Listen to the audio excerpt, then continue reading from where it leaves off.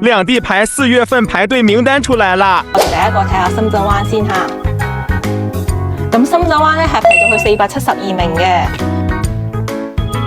最低分咧係3.1分，1分對應嘅係5萬，就係15.5萬啦。係要排到25年嘅7月底喎。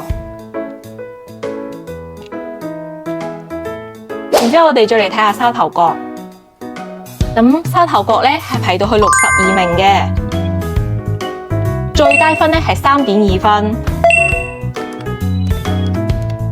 就係16萬啦，係要排到25年嘅9月底。好，我哋而家再嚟睇下蓮塘口岸，蓮塘口岸咧係排到去87名嘅。一共有87個人申請，最低分係3.1分，咁就係15.5萬啦，係要排到25年嘅5月底。